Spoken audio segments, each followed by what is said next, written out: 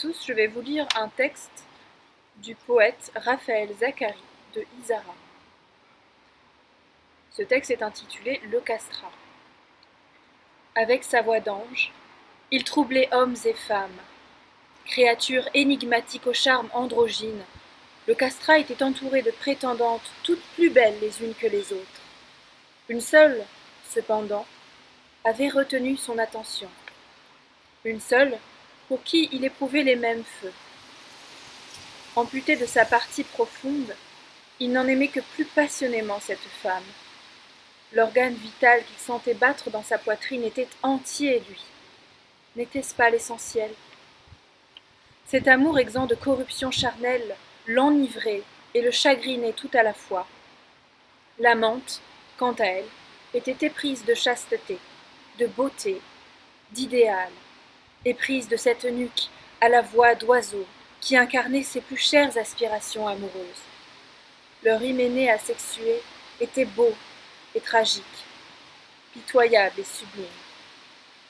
Le sopraniste avait remplacé son mâle argument par un céleste substitut, consolateur et exquisément éthéréen.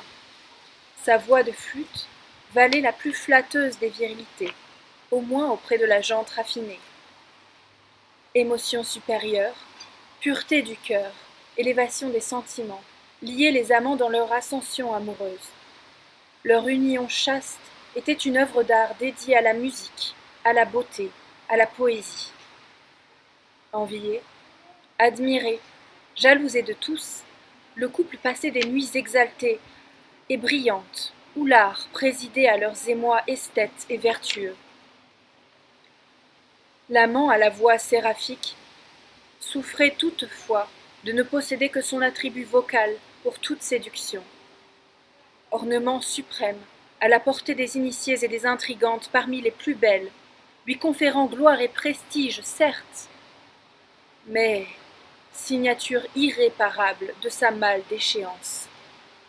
Le sacrifice était beau et cruel. N'était-ce pas ce qui en faisait le prix?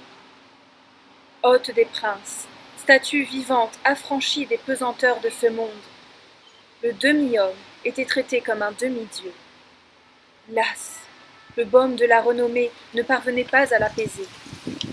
Conscient de ses hauteurs comme de ses limites, l'asexué aspirait à des ivresses qui eussent pu contenter les féminines ardeurs, des plus nobles aux plus triviales, des plus légères aux plus profondes. Il se languissait de ne pouvoir se ranger sous les lois naturelles de l'amour, alors que tous louaient sa particularité vocale et que, porté par la grâce, il échappait au commun, sa condition quasi angélique lui était devenue odieuse. À l'abri des misères de la chair, il n'en était pas moins privé de ses éclats. Ses penchants vers l'élu, celle-ci ne pouvait que recueillir ses larmes d'orphelin, émue par ce jeune chêne à qui l'on avait ôté la sève. Privé de sa virilité, l'éploré était bouleversé dans les bras de la belle. Doucement, tout doucement, il sanglotait. Sanglotait avec sa voix d'enfant dans le giron de l'aimé. Et c'est là, inconsolable et pathétique, que le chant du roseau devenait le plus beau.